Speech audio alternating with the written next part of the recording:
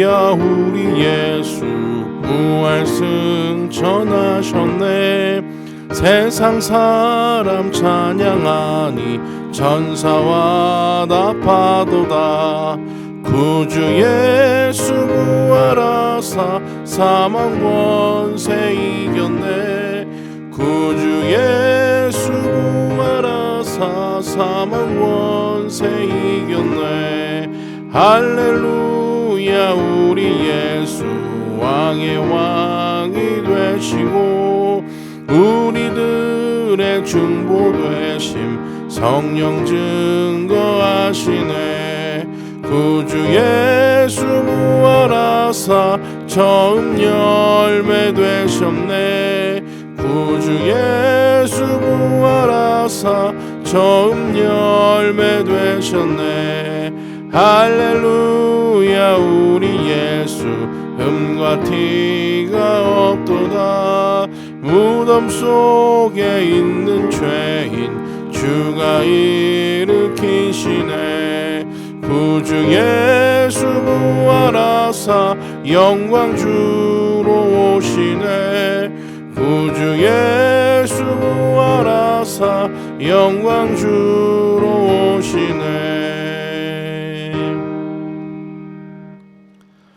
할렐루야 부활하신 주님의 이름을 찬송합니다. 죽을 수밖에 없는 죄인 우리를 살리시기 위하여서 독생자 예수님을 보내시고 예수님의 피를 흘리심과 죽으심 그리고 부활하심을 통하여 우리에게 아버지의 마음과 사랑과 또한 새 소망을 주신 주님, 우리가 부활의 능력과 부활의 참 소망을 붙들고 살아가기에 이 땅에서의 백성이 아니라 이 땅을 위하여 살아가는 자들이 아니라 하나님의 나라와 영광을 위하여 살아가는 자로 살아가게 하시니 감사합니다. 이 수요일 저녁에도 함께 예배하며 주님 앞에 나아갈 때에 부활하신 주님을 우리 마음에 모시고 항상 기뻐하며 순종하며 즐거워하며 따라가는 믿음의 걸음 다 될 수 있도록 함께 하시고 인도하여 주시옵소서. 예배를 통하여 주님 앞에 영광 돌리러 나오며 예수님의 거룩하신 이름으로 기도하옵나이다. 아멘. 하나님 말씀은 마가복음 16장 1절에서 8절까지 말씀입니다. 안식일이 지남에 막달라 마리아와 야고보의 어머니 마리아와 또 살로메가 가서 예수께 바르기 위하여 향품을 사다 두었다가 안식 후 첫날 매우 일찍이 해 돋을 때에 그 무덤으로 가며 서로 말하되 누가 우리를 위하여 무덤 문에서 돌을 굴려 주리요 하더니 눈을 들어본즉 벌써 돌이 굴려져 있는데 그 돌이 심히 크더라. 무덤에 들어가서 흰 옷을 입은 한 청년이 우편에 앉은 것을 보고 놀라매 청년이 이르되 놀라지 말라. 너희가 십자가에 못 박히신 나사렛 예수를 찾는구나. 그가 살아나셨고 여기 계시지 아니하니라. 보라 그를 두었던 곳이니라. 가서 그의 제자들과 베드로에게 이르기를 예수께서 너희보다 먼저 갈릴리로 가시나니 전에 너희에게 말씀하시는 대로 너희가 거기서 배우리라 하라 하는지라. 여자들이 몹시 놀라 떨며 나와 무덤에서 도망하고 무서워하여 아무에게 아무 말도 하지 못하더라. 아멘. 네, 할렐루야. 이 저녁에도 주님의 은혜와 사랑이 우리 모든 성도님들 그리고 가정과 삶에 넉넉하게 넘치시기를 축복합니다. 부활절을 보내고 첫 번째 수요일 저녁 예배를 함께 모입니다. 우리 모두의 삶에 부활하신 주님 여전히 우리 안에 살아계셔서 꿈틀꿈틀하게 하시는 그 능력이 항상 있기를 축복합니다. 우리가 이제 40일 동안 사순절을 이렇게 거쳐오면서 주님의 십자가 고난과 죽으심을 이제 묵상하면서 사순절을 보냈습니다. 제가 뭐 띄엄띄엄 전해드리지 못한 적도 있었지만 하정환 목사님의 책을 가지고 우리가 사순절을 어쨌든 묵상하면서 또 묵상 행동도 또 이렇게 옮겨보고 생각해볼 거리도 좀 찾아보고 기도하고 하면서 사순절을 이제 보냈죠. 예수님의 영광스러운 부활의 아침, 부활의 소망을 이제 확인하게 되었고 맞이하게 되었습니다. 예수님의 그 고난에 이은 부활은요, 그리스도의 십자가가 이 고난으로 그치는 것이 아니라 반드시 승리와 영광으로 이어진다는 것을 보여주게 합니다. 그냥 고난받고 어려움 당했고 착하신 분, 선하신 분 그게 끝이 아니라 승리와 영광이 십자가의 이면에 분명히 존재한다는 것이죠. 본문 함께 읽은 부분은 막달라 마리아를 비롯한 3명의 여인들이 예수님의 시신을 안치해둔 무덤을 찾았을 때에 흰옷 입은 청년, 천사죠. 이 청년을 통해서 예수님의 부활 소식을 듣게 됩니다. 우리가 계속해서 함께 보고 있는 누가복음과 비슷하지만 조금씩 다른 그런 지점들이 있는 것을 우리가 확인해 볼 수 있는 것인데, 여인들이 이제 예수님의 무덤을 찾았습니다. 예수님의 마지막을 존경하고 경외하는 마음으로 준비하기 위해서 그 무덤을 찾았습니다.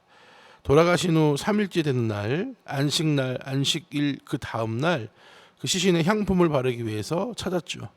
그런데 여인들이 무덤에서 본 것은 무엇이었습니까? 예수님의 시신이 아니라 흰옷 입은 천사, 흰옷 입은 청년이라고 되어 있는 천사를 보게 되었습니다.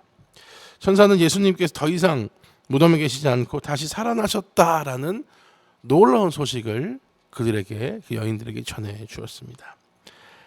오늘 본문을 통하여서 우리가 얻을 수 있는 은혜가 무엇인가 함께 찾아보며 은혜를 좀 나누려고 합니다.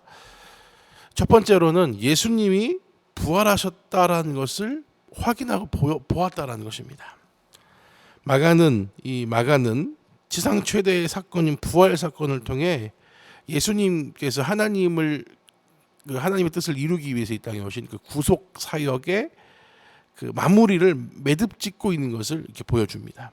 그리고 기독교가 고난의 종교에만 머무르는 것이 아니라, 그렇죠? 앞에도 말씀드렸지만 고난으로 끝나는 것이 아니라, 어려움으로 끝나는 것이 아니라, 말도 안 되는 이 상황으로 그냥 끝나버리는 것이 아니라 승리가 있고 영광이 있는 종교다라는 것을 우리에게 보여줍니다. 왜요? 예수님은 고난으로 끝나는 것이 아니라 부활하시고 영광 받으시고 모든 더럽고 악한 것으로부터 승리하셨다라는 이 모습을 통해서, 야, 주님 안에 있으면, 그리스도 안에 있으면, 하나님 안에 있으면 우리는 고난이 끝이 아니고 어려움이 끝이 아니고 승리와 영광이 우리의 마지막이 될 것이다 라는 것을 보여주는 것이죠. 6절 말씀에 보면 이 여인들이 무덤 문에서 이 돌이 굴러져 열린 것을 보고 놀라워합니다. 가면서 무덤 문을 어떻게 열지 고민하고 있었던 것을 우리가 본문에서 볼 수 있지 않습니까? 근데 그 고민하고 걱정했던 것이 무색할 만큼 문이 활짝 열려져 있었다라는 거죠. 그리고 그 안에 들어가서 보았을 때 예수님의 시신이 아니라 천사를 보게 됩니다. 그때 천사가 뭐라고 말합니까? 놀라지 말라 하면서 두려움에 쌓인 이 여인들을 진정시킵니다. 천사는 여인들이 십자가에 못 박히신 나사렛 예수님을 찾는다는 것을 이미 알고 있었습니다. 천사는 여인들이 잘못 알고 엉뚱한 무덤을 찾아온 것이 아니라는 것을 알려줍니다. 우리가 잘못 왔나 봐. 분명히 여긴 줄 알았는데, 여기라고 생각했는데 다른 무덤으로 왔나 봐. 어머, 저 청년은 뭐야? 이럴까 봐서 아니다. 여기 보면 예수님의 무덤이 맞고 죽으신 예수님은 부활하셨다라는 소식을 전해주죠. 그리고 무덤 안을 보여주면서 빈 무덤이다. 이 무덤은 비어 있는 것이다. 여러분, 무덤이라는 것은, 빈 무덤이라는 건 무덤이 아니잖아요, 그렇죠? 무덤 안에는 시신이 안치되어 있어야 되고 시신이 있어야 그 무덤 아닙니까? 빈 무덤은 무덤이 더 이상 아닌 거예요, 그렇죠? 빈 무덤이다라는 것을 확인시켜 줍니다. 이러한 설명은 그 자리에 있었던 여인들만을 위한 것이 아니라 예수 그리스도의 부활을 우리에게 직접 보여주시기 위한 것이었습니다. 정말 예수님이 우리가 세계적으로 성인들도 있고, 그렇죠? 위대한 분들도 있고, 그러면 업적을 기리고 하면서 생가, 그렇죠? 무덤 이런 걸 굉장히 강조하잖아요. 누구누구의 묘가 있는 곳, 그래서 가서 보고 생가도 구경하고 이런 분의 발자취를 확인하고 이러잖아요. 그런데 예수님은 너무너무 대단하신 분이시고 우리가 길이길이 남겨놓아야 할 분이지만 묘가 없어. 왜요? 죽으시지 않았기 때문에. 죽으신 것이 아니라, 죽음으로 끝난 것이 아니라 부활하셔서 승천하셨기 때문에 무덤이 없어요. 이것은 뭐였습니까? 그냥 여인들에게 예수님 부활하셨다는 의미로 빈 무덤을 보여주시는 것이 아니라, 예수님을 구주로 고백하고 믿고 따르는 우리들에게 그분은 죽으심으로 끝나신 것이 아니다. 그분은 죽음이라는 절망에 부딪혀서 끝나신 것이 아니라 죽음을 딛고 부활하셔서 영원한 생명으로 남아 계시다. 우리에게 보여주시기 위한 것 또 하나가 이 바로 빈 무덤이라는 것입니다. 예수님이 부활하셨을까? 몸으로 부활하셨을까? 그게 어떻게 가능하지? 믿지 못하잖아요. 그런데 어떤 것을 보면 다시 믿을 수 있어야 돼요. 주님에게는 무덤이 없다. 시신을 못 찾은 것이 아니라, 시신을 분실한 것이 아니라 주님은 죽지 않으시고 부활하셨기 때문에 무덤이 없다. 이것이 우리가 부활을 믿을 수 있는 또 하나의 고백이 되기를 주님 이름으로 축복합니다. 주님이 우리에게 부활을 보여주신 것입니다. 두 번째로 오늘 말씀을 통해서 얻을 수 있는 은혜가 무엇이냐? 여인들이 부활의 첫 번째 증인이 되었다라는 것입니다.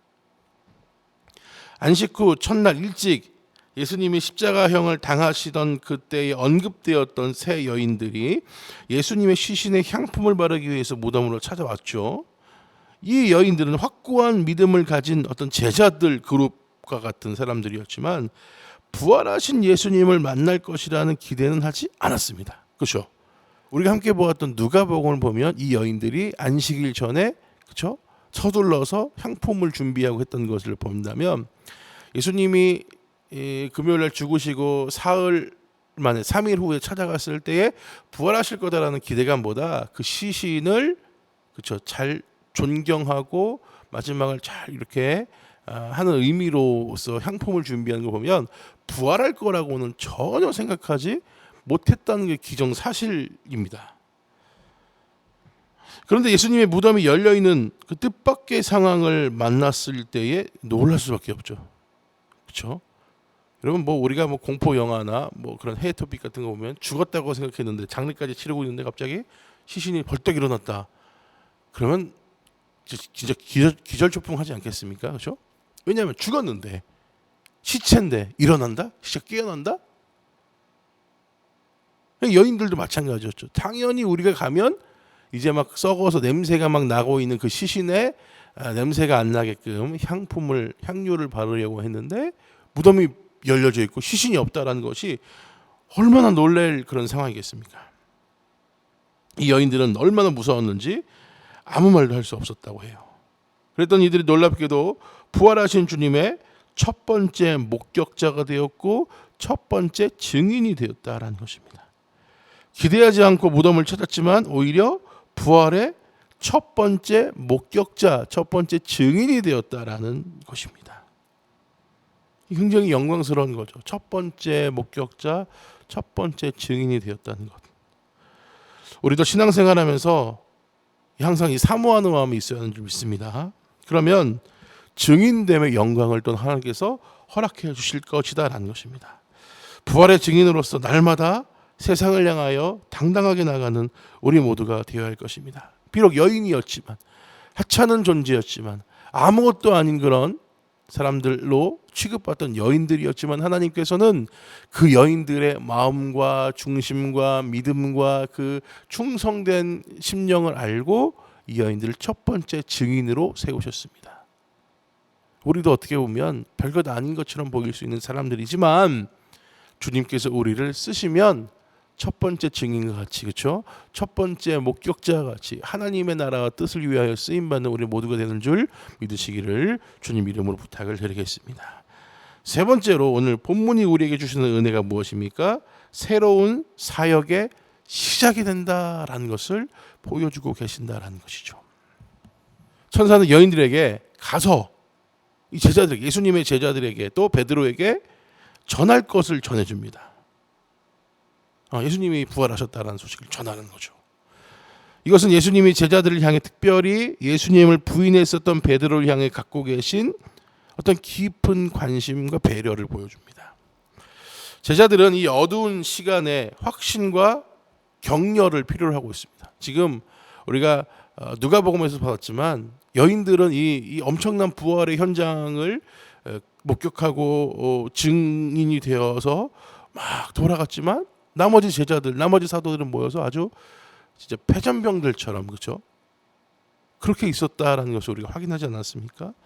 그러니까 그런 제자들 아마 거기 안에는 내가 모든 것을 걸었던 내 인생에 남은 것을 걸었던 이 선생님을 잃었다라는 그 불안함도 있겠지만 베드로 같은 경우에는 내가 배신했다라는 두려움, 내가 이것을 어떻게 어떻게 되받을 수 있을까라는 두려움이 분명히 있었을 거다라는 거죠. 그러니까 이 여인들을 주님이 보내셔서 제자들에게 부활의 소식을 알리는 것은 그들에게 다시금 확신, 예수님은 정말 부활하셨다라는 확신, 부활하신 예수님 너희 앞에 나타나실 것이다 라는 격려와 기대를 주기에 충분한 것이었다는 사실입니다. 베드로는 자기가 용서받았고 다시 제자로 회복되어 하나님의 영광을 나타내게 하겠다라는 것을, 이 부활 이후에 다시금 하나님 앞에 쓰임받게 되는, 다시금 제자로서 부름받게 되는 것을 경험하게 되지 않습니까? 본문 7절은 주님을 떠났을지라도 다시 주님이 찾아오셔서 만나주시는 그 주님의 사랑을 보게 합니다. 또 만약 실패했을지라도, 그렇죠? 실패하였을지라도 부활했다는 것은 새로운 사역의 시작인 것을 우리가 보게 한다는 것입니다. 제자로 처음 불러주셨던 그 갈릴리는 교육과 훈련을 시키는 장소였습니다. 그런데 부활 이후에 그 갈릴리에서 다시 만나자 할 때 그 갈릴리, 주님의 말씀은 다시 새로운 사역을 뜻합니다. 그러니까 그 전에는 훈련병처럼 훈련받고 준비되었다면, 이제 부활 이후에 주님을 다시 만났을 때 이제 훈련병이 아니라 실전에 투입될 수 있는 그런 하나님 나라의 군대로서 쓰임받는 그런 시간을 의미한다라는 것입니다. 부활은 이와 같이 우리를 처음 불러주신 그 소명의 자리에서 새로운 사역을 시작하게 한다는 거죠. 왜요? 절망이 아니라, 낙심이 아니라, 비교가 아니라, 그렇죠? 세상의 것이 아니라 부활하신 주님을 통해서 새 생명, 새로운 능력, 희망과 영광을 보게 했으니 사역이 시작될 수밖에 없다라는 것입니다. 바라기는 부활하신 주님을 바라보며 우리 삶에서 우리에게 불러주신, 우리에게 맡겨주신 그 사명들, 허락하신 것들을 다시금 시작하며 부활하신 주님 앞에 나가는 저 여러분의 삶이 되시기를 주님 이름으로 부탁을 드리겠습니다. 본문은 예수님이 공생애 중에 처음부터 끝까지 함께 했던, 보이지 않았지만, 잘 드러나지 않지만 그 여인들의 헌신과 충성을 통해서 부활의 기쁜 소식을 보여줍니다. 이 당시 여인들은 사회에서 인정받지 못했던 그런 존재였지만 사모하는 마음 덕분에 부활의 첫 번째 증인이 되는 영광을 누릴 수 있었습니다. 이처럼 부활절은 우리에게도 증인되는 삶을 살아야 한다는 교훈으로 다가오게 됩니다. 바라기는 우리 삶에 여러 가지 형편과 상황과 여의치 않음이 있지만 그럼에도 불구하고 이 여인들과 같이 날마다 부활의 증인으로, 주의 영광의 증인으로 백성으로 살아가기에 부족함 없는 우리 모두의 삶이 되시기를 주의 이름으로 축원합니다. 우리 함께 찬송하시고 주님 가르쳐 주신 기도로 예배를 마치겠습니다.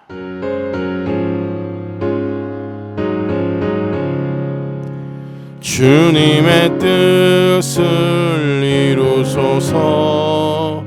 고요한 중에 기다리니 진흙과 같은 날 빚으사 주님의 영상 만드소서. 주님의 뜻을 이루소서. 주님 발 앞에 엎드리니 나의 맘속을 살피시사 눈보다 이게 하옵소서. 주님의 뜻을 이루소서. 병들어 몸이 피곤할 때 권능의 손을 내게 펴사 강건케 하여 주옵소서. 주님의 뜻을 이루소서. 온전히 나를 주장하사 주님과 함께 동행함을 만민이 알게 하옵소서.